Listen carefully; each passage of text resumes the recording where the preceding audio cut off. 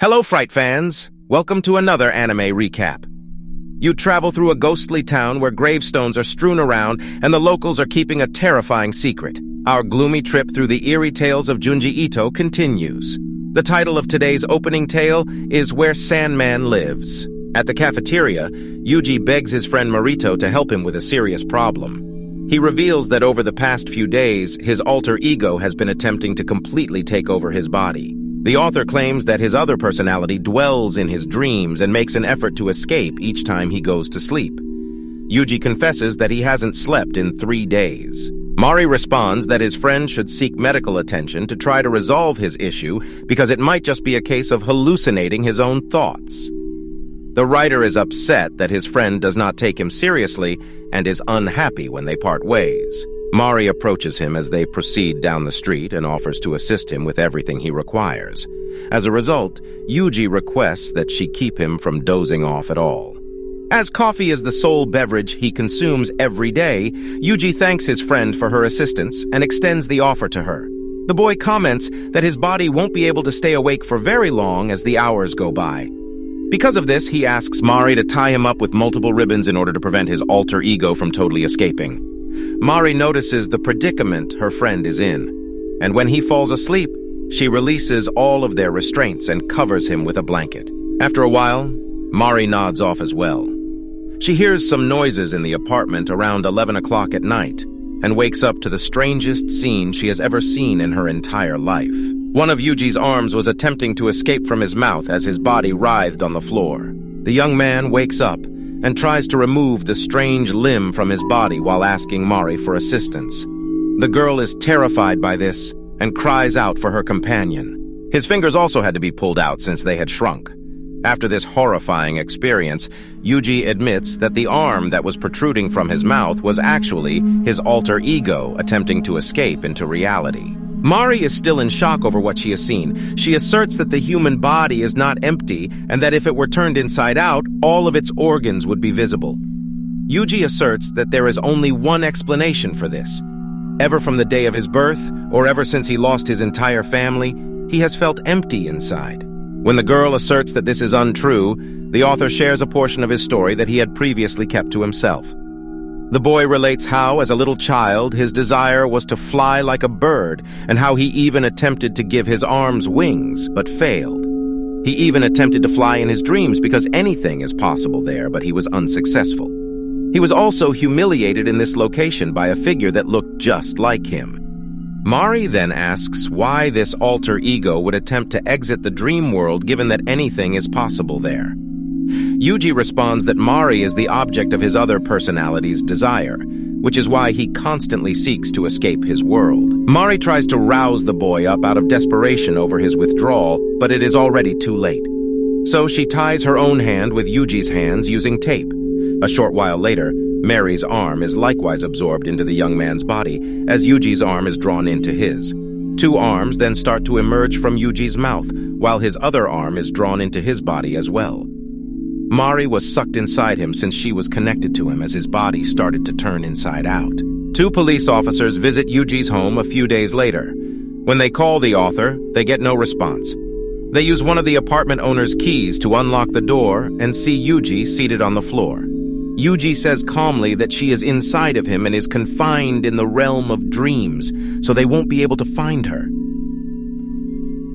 Now, we will move on to the second story called Toontown. To meet Izumi, a mutual acquaintance, Tsuyoshi and his sister Kaoru are taking a vacation. The older brother tries to check a map in the middle of the trip to make sure they are on the right track, but doing so diverts his attention from the steering. There is a person in the center of the road, Kaoru alerts.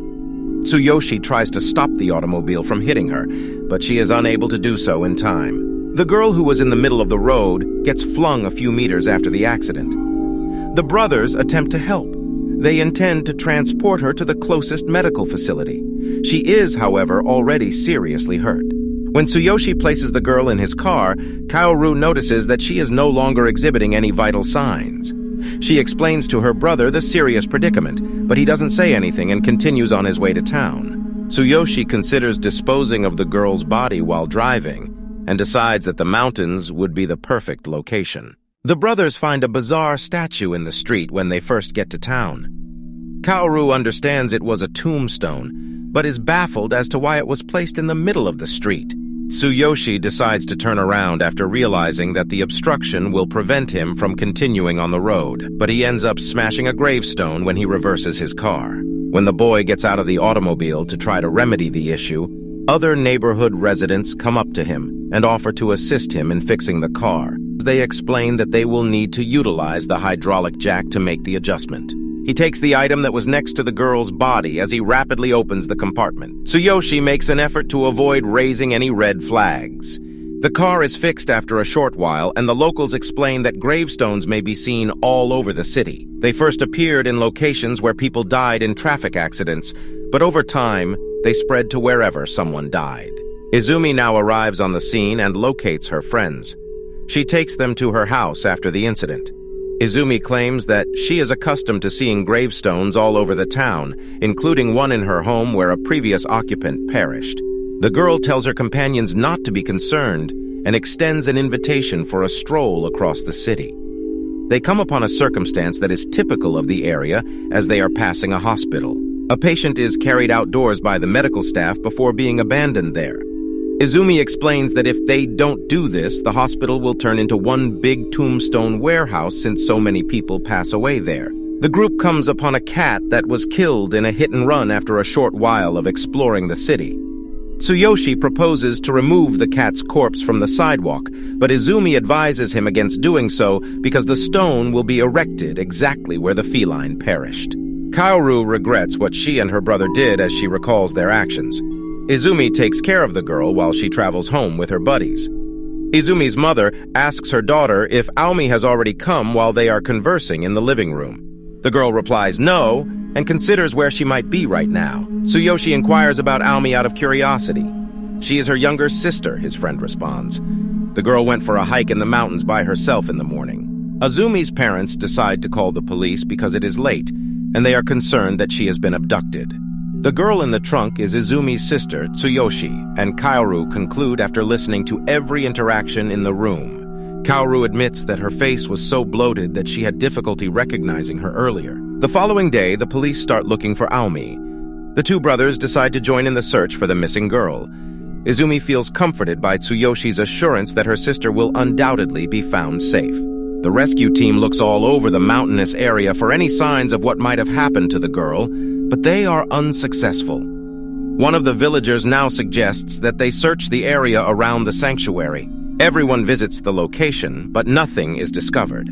When Tsuyoshi inquires about a well that had stood there, he learns that no one knows who built that structure.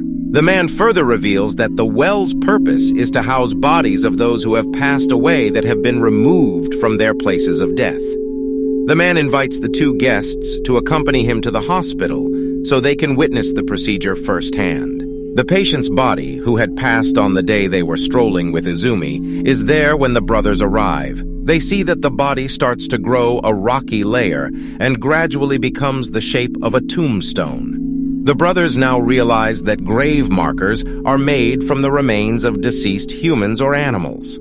This reality torments them, and they decide to go back to Izumi's home. But when they approach the location, they notice that the girl was keeping an eye on Tsuyoshi's vehicle. The police discovered blood and breaking marks on the road close to the mountain. Izumi informs her companions. She gets on her bicycle and claims she is heading to the scene to find some clue since she is confused and thinks that her sister might have been ran over. Kaoru regrets the entire incident and informs her brother that she can no longer bear to keep the information a secret, but Tsuyoshi begs her to hold on. After one more talk with Izumi that evening, they decide to leave town. The boy drives to the shrine and informs his sister that because nobody can find Aomi, he would toss her body into the well.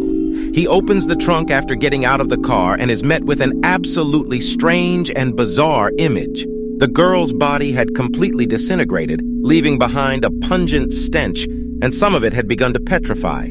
Aomi's body is dumped in the well after he asks his sister to assist him in carrying her there. Tsuyoshi cut himself with one of the boulders that came out of the girl's body during this operation, and the bracelet the girl was wearing dropped close to the well. After a few while, Tsuyoshi starts to hear an odd noise coming from the well, and then a huge beast emerges from it. Aomi was placed on top of the monster, which is made up of multiple bodies that were thrown there. Uncontrollably screaming, the girl claims that Tsuyoshi ran her over. He tries to tell her it's a lie. When Kaoru calls Tsuyoshi's name, the boy realizes he was experiencing a dreadful dream. They head back to the city right away and make an effort to escape the mayhem.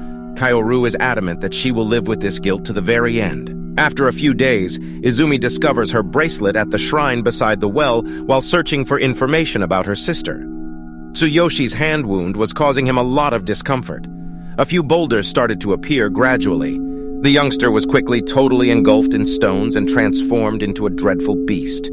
Izumi and her family could not bear to live with the loss of Aomi, and a few days later they became 3 tombstones. So what do you think of this anime? Leave it in the comments below. And if you like the video, like it, and subscribe for more anime recaps.